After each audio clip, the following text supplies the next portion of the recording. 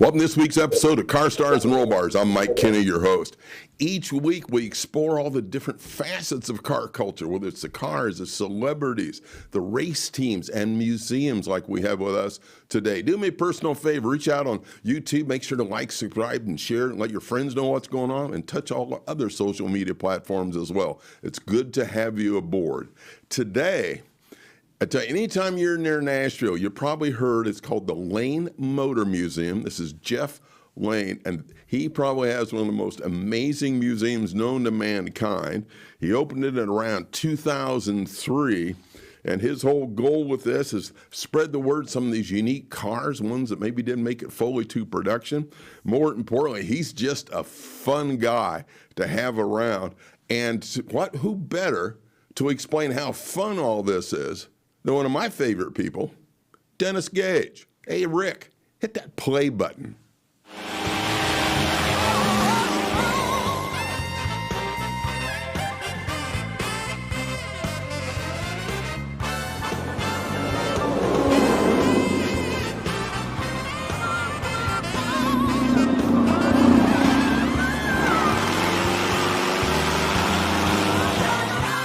Hi, I'm Dennis Gage. Well, this week we're in Nashville, Tennessee to visit Jeff Lane and check out a few of the cars in the Lane Motor Museum.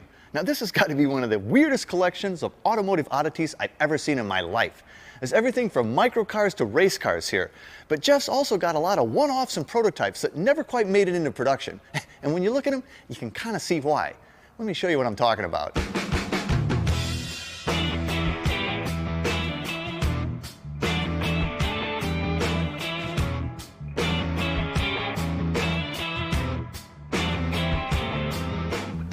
Hey Jeff, how you doing, man? Nice to meet you. I'm doing good. What an insane place you have here. It was actually Jay Leno that first turned me on to you. He was enamored with your Tatra. I guess you picked him up at the airport once with it or something, right? Yes, we did. And he said, Dennis, you got to go down. You got to see this place. It's really cool. You've got the wildest collection of cars I've ever seen in my life. You've got three-wheel cars, you got micro cars, you got all sorts of stuff here. And what an interesting building. This is actually an old bakery, right? Yes, it's an old bakery, yes. It makes a great place for the cars. You got a great floor and you got, kind of good natural light. Yeah, it's a perfect fit for us. Wow. Yeah, I would think it's a perfect fit. Every time I see the videos and all the pics that Jeff and Rebecca and everybody sent me, wow, amazing facility. Jeff, welcome aboard, brother. It's great to have you on the show. How are you doing today?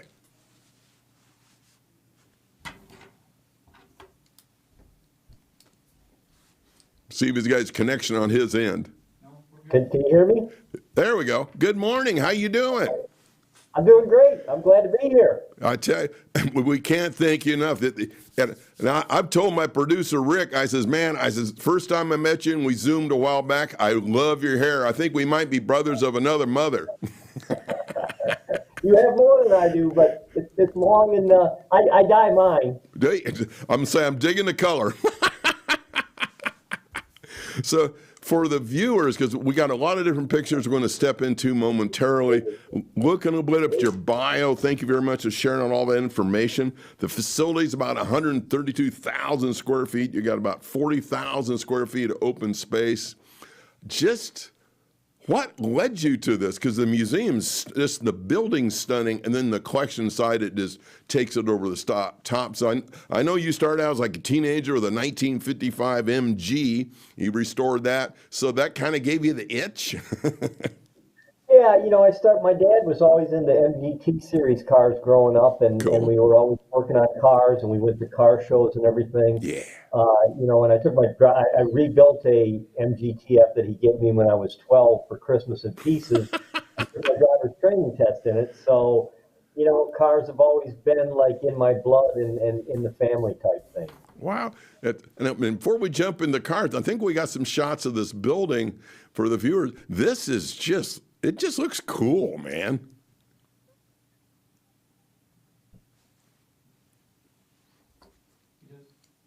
I think we got a couple more coming up as well, Jeff. Yeah, it's a great facility. It because it was a bakery, it was very industrial. Uh-huh. So it's very suitable, to putting cars into, right? Had lots of windows. Yeah. Lots of nice architecture. As you can see, even the front doors are big enough to drive microcars through. And I love this collage shot too, so you get a sense of just the magnitude of this collection and its diversity as well. Yeah, we have 550 cars in the collection, and we display only about 125 at one time. That's all we have room for display purposes. But we Sure. have a lot more cars than that. So we do a lot of rotating yearly different exhibits and everything. Well, good for you. And you talk about being the king of Segway. Talk about cars, viewers. Rick, I think we have a few shots of those we can bring up. Hold on to your hats. Yeah, this is going to get intense. So there's like my granddaddy would say, Jeff, there's a whole pile stuffed in this small area of the museum. Yep, yeah, we have microcars there, and then we actually have a few airplanes. You can see up on the very top. There's one of our airplanes there. Wow.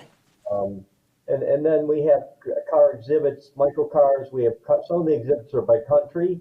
Sometimes, like right now, we're doing an exhibit on prototype cars, one of a kind, and also Fiat 500. Actually, there's the Fiat 500 exhibit that we currently have going on. Wow, that's beautiful. That's Yeah, amazing, it has a Jeff. pretty good history of Fiat 500 from I think 1936 was the beginning, up until, of course, they still make Fiat 500s to this day. So. Exactly.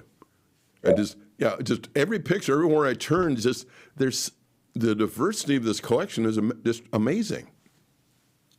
Yeah, we're into the unique and different that people typically haven't seen. Like the green car there's a Sunbeam Bakery, which was a microcar, German company that actually made motorcycles.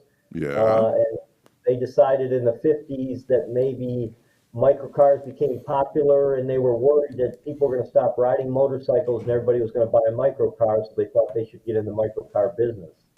The Giannis is a very unique one because both of the front and rear door open the same. So the people in the front, of course, face forward, but then the people in the back are facing backwards. Oh my gosh.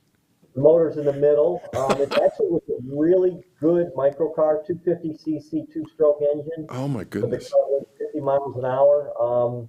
But it was the only car that Sunbeam built. It was not a commercial success, so they just kept making motorcycles.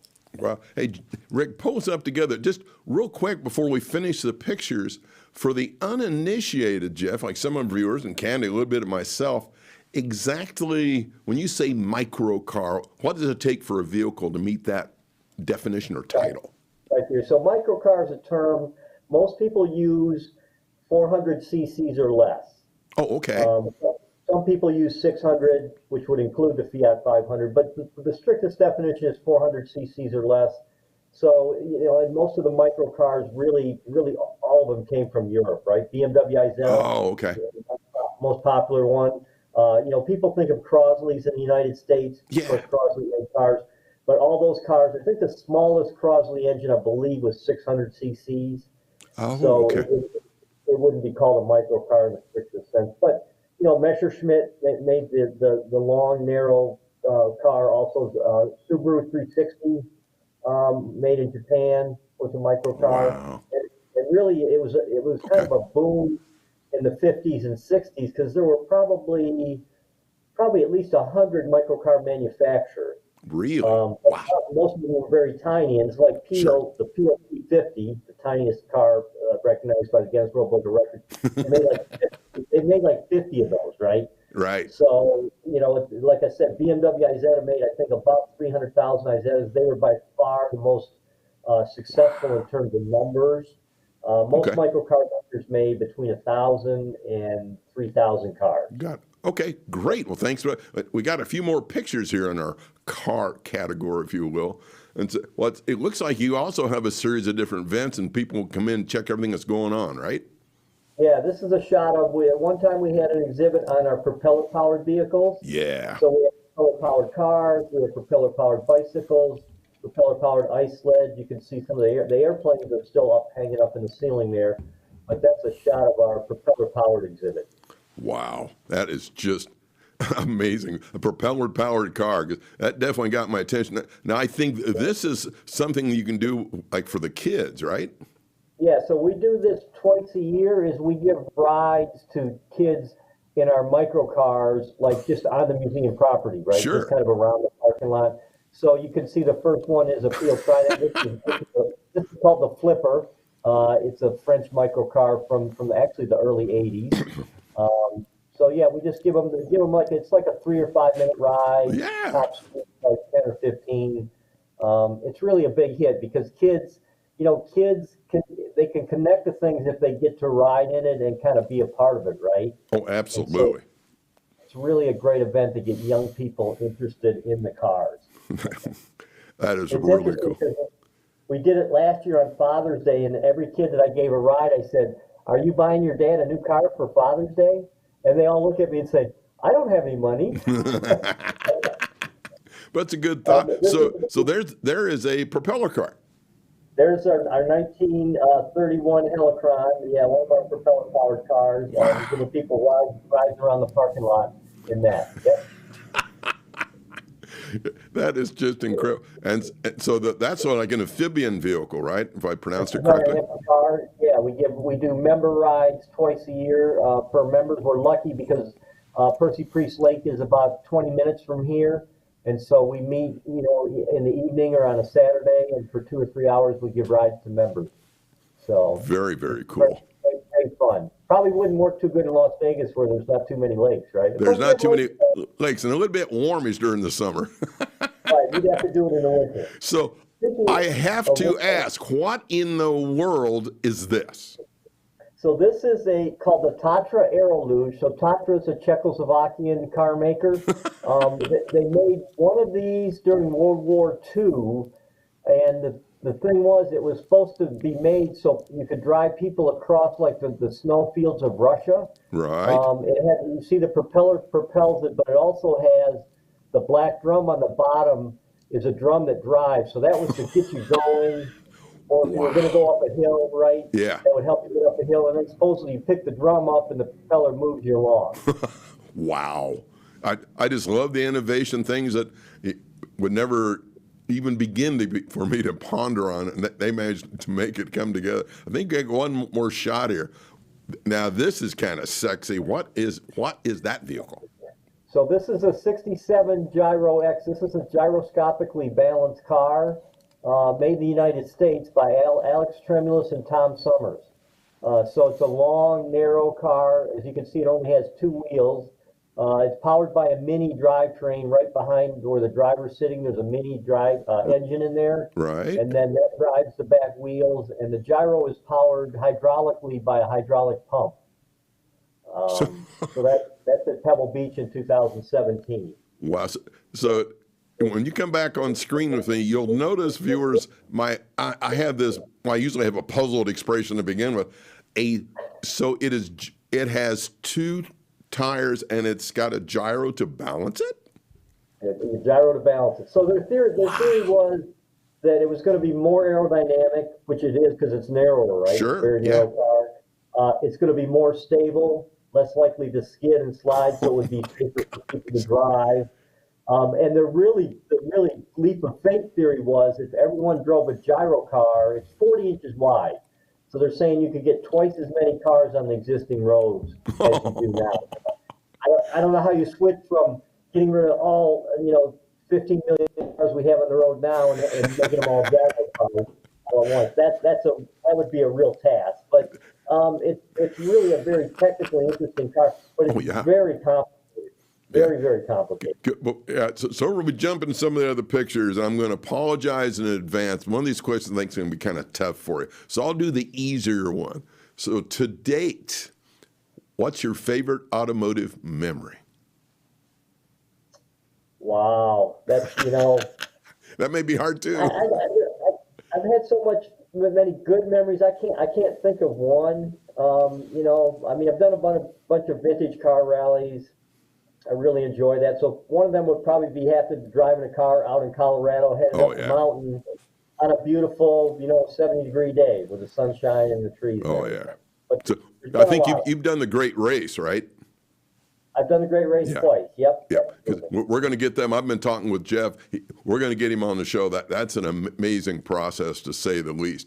Okay, here's a harder one, and you may not be able to answer this one very well. Let me rephrase it. Usually I ask my great featured guests like yourself, what's your favorite automobile? I guess for you, what, your top 2 or 3? Yeah, so I still have my 1955 MGTF I built as a kid. Really? So if I had to pick one, that would be the one, obviously, right? But I enjoy every car for what it represents. The Ampa car, it's a decent boat, it's a decent car, but it's not a great boat or a great car. But it represents diversity, right? If you lived on an island and you had to get across the river where there was a ferry and stuff like that, it's got a purpose. The microcars have a purpose.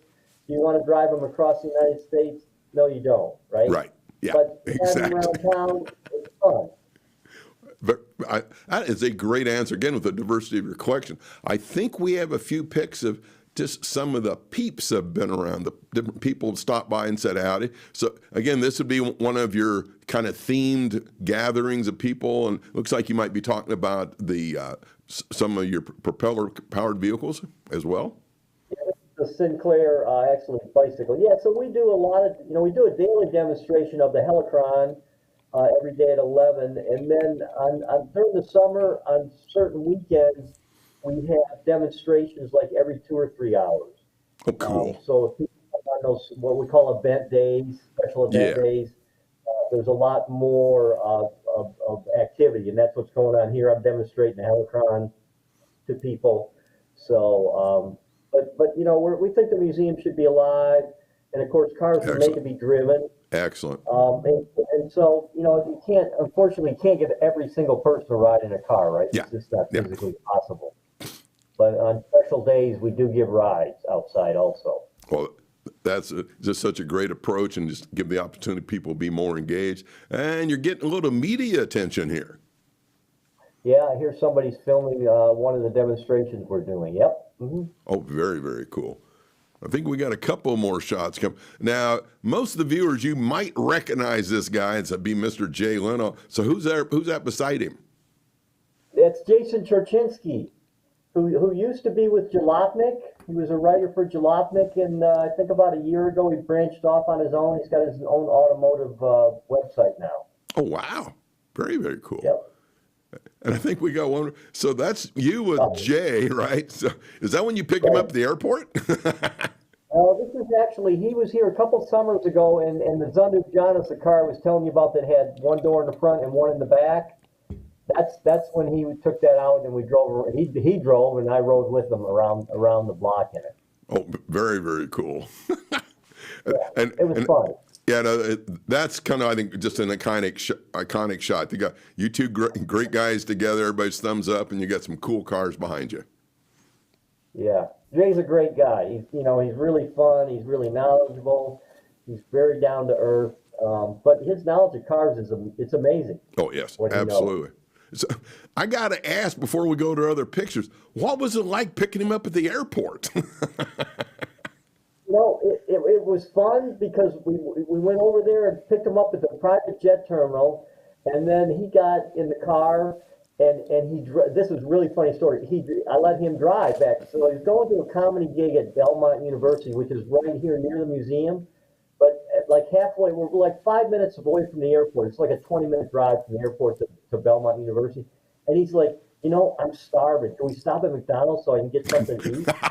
And I said, well, yeah, it's fine. You do what you want, Jay. But I said, you want me to go in? Because, if you go in there, you're probably going to get mobbed. And, he was on a schedule to get to Belmont, right? Right. He's like, no, I'll go in and get myself. So, we stop at McDonald's in the top of T87. Jay runs in there, and he grabs a Big Mac and a fry, and then he let me drive because he was, like, eating on the way to get Belmont. It was like, there's a hard-working big guy. So you could end up with some like Jay Leno autographed French fries in the floorboard of your car. Yes, I never thought about keeping the wrappers. The wrappers ended up in the trash. Yeah, you might have been able to frame that, right? Okay, so I got to look at my notes. I got to get this correct for the viewers. Okay, once again, there's I'm not any Jay Leno or like Jeff here, knowing all this wide variety of vehicles. I had never, ever heard of a Lark before. That is a light amphibious resupply cargo used by the military. Yes, Jay found one. He has one.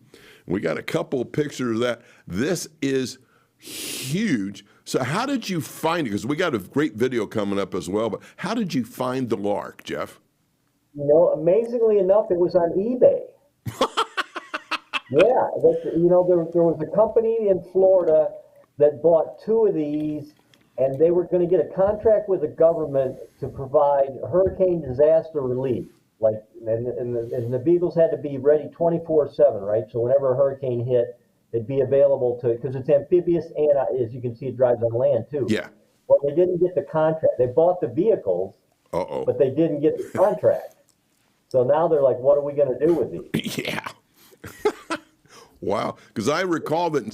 So you found it, you're able to negotiate the price, and then you kind of had a barge, you push you around the tip of Florida all the way back up into the Nashville area. Then you had to kind of move it through the streets at night, right? Right. We drove it from downtown Nashville to the museum, which is about, I think it's about 10 miles. We did it at night. We had to get a house moving company to set up the route because it's 26 feet wide. So essentially it takes up two full lanes, right? And it's also 14 and a half feet tall. Yeah. So it can't go under any low bridges, right? It's 62 feet long. So it's quite the vehicle. Yeah, so everybody needs one. I think there's a video I saw during the move that the railing at the top of the Lark actually rubbed the bottom of an overpass structure, right?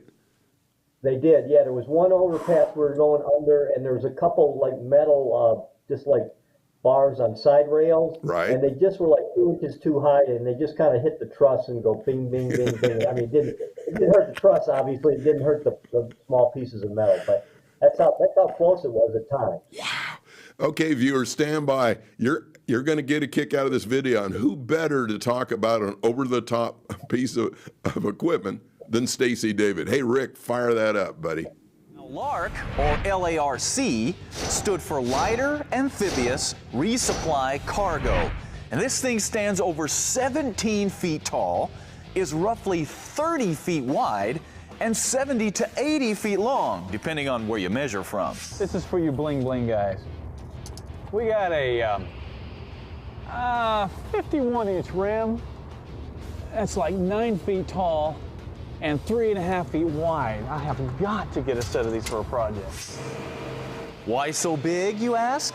Well, basically the LARC is a barge with wheels, designed to take massive loads of equipment like tanks and trucks from ships, sail across the water, crash through a rough breaking surf, and dump the stuff on beaches that were inaccessible any other way. These were used extensively in Vietnam. You better hold on. Now, at this point, you're probably wondering, where on earth do you find something like this? And where do you drive it at? Well, this particular one is sitting at the Lane Motor Museum in Nashville, Tennessee, where they restore and display all kinds of unique vehicles, including the LARC. I was always intrigued by them, but I thought, one, we'd never be able to afford it, and two, even if we could afford it, could you get it to the museum? Because, I wasn't interested in something you couldn't have at the museum. And actually, they had to pick it up with a crane to get it on land, and the first pickup, the first company wasn't successful. They had the cranes all set up, they went to pick it up, and they couldn't pick it up. So we had to have another company with a bigger crane come pick it up. Wow. So if nothing else, sir, you are one dedicated dude when you find a piece you want to have for your museum.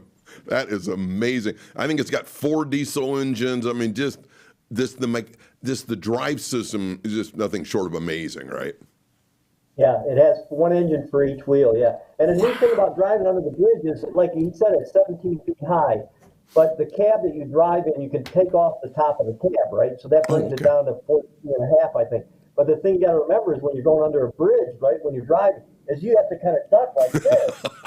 Because if you kept your head up like this above the steering wheel, it would stop your head. Now, the thing is, when we drove it, we were going like 3 miles an hour, 8 miles an hour, something like that. Not obviously not very fast. So, but it's very interesting. And I tell you this, I've had the pleasure of knowing Stacy David for many, many years, done some events with him, and I'm sure you just had a ball having it at your museum. Yeah, he's a great guy. It was a lot of fun. Absolutely. Very stand up. And now check this out, viewers, because now you've heard from Jeff, and I love his mantra that these want these to be living museums. You get a chance to hear the helicar, some of those fire up. Well, they have a process. Check my notes. Rally for the Lane, and we got a couple of shots of that. So this is an event. I think. Do you do it once a year? We do it once a year in October. We do two rallies, 2 different Saturdays, but yeah, once a year in October is when we do it. And for the viewers, you get a chance to drive one of the cars from the museum, right, Jeff?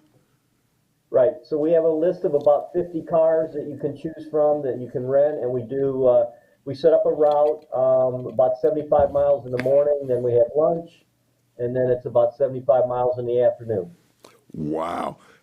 And then all the proceeds from that go back to help the museum, because you guys are 501c3, which is really great. And I think it fits in the mission statement for your museum is to be able to collect, preserve, and just share some of these amazing vehicles, right? Absolutely. It's a great educational thing. Yeah. You got to remember that I tell people you can study a car for hours and read all about it and look at it forever, but if you get in and drive it for 10 minutes or 15 minutes, right? You're going to learn more in those 15 minutes about the car than you're ever going to learn by looking at it or reading literature or doing anything else. It's a great educational tool. It's just like if you go to a rally like this or an NHRA race or a NASCAR race, when you can experience, and especially your amazing vehicles, you get a chance to drive one or you can just ride shotgun. How cool is that? Because it's going to probably give you the itch a little bit too. Yeah, it's a lot of fun. And people, I have people tell me this is the favorite day of their whole year. Really? That, doing the rally is something they look forward to all year long, So wow. It's great. I'd be right up there with you, brother. That'd be a fun day. So you have a chance to drive them distance and have some lunch, and you get a chance to chat with some of the other drivers and yourself as well. Yeah, that would just be a fun day. I think we've got some contact information on how people can find more about you. Can you lead us through that? Sure. So we're on Facebook, we're on Instagram, and then of course we have a great website, lanemotormuseum.org. We are open Thursday through Monday, so Thursday, Friday, Saturday, Sunday, Monday. We're closed on Tuesday and Wednesday, and then we're closed, I think, on Christmas, New Year's Day. I don't even know if we're closed on Thanksgiving. We're closed on Thanksgiving too. Got it. Well, Jeff, we can't thank you enough for being on the show. Before we get out of here, real quick, if somebody wanted to start a museum, what suggestions do you have for them? I guess my first suggestion would be make sure that you really want to do, because the museum's a long-term thing, right? A lot of museums when you're 10 years old, then people start to think you're going to survive, right? So it's not like you're going to open up in the first year, everybody's going to open their arms to you, right? Right. So it's a lot of fun, but it's a lot of work. But the most important thing, I think, for museums is funding, and you have to be realistic about whether you have the funding or not. A lot of museums have failed because they counted on other people to fund them, right? Like my friends are going to fund it, or I'm going to get the city of Nashville to fund it, or and sometimes that works for a little while, but long term, the winds of funding change, right? So you need concrete funding plan that's going to work long term. So essentially you have a plan and a strategy and the wherewithal to stay in it, right? And stay with it. Yep. Excellent. It's a long-term deal, absolutely. Well, you have a fantastic museum. Next time, Mary and I'm near Nashville, we're going to give you a shout. We got to come check you out. We got to go for a ride in the helicar, man. That just looks way too cool. Yeah, we'd love to have you. Well, brother, we can't thank you enough for being on the show. You have a great weekend. We'll talk to you soon. Okay, you too. My pleasure. Thank you very much. You bet, man. Wow. Yeah, Lane Motor Museum, I think they talk about unique cars from A to Z. Well, yeah, I think we kind of proved that today. So till you see us next time, enjoy the ride.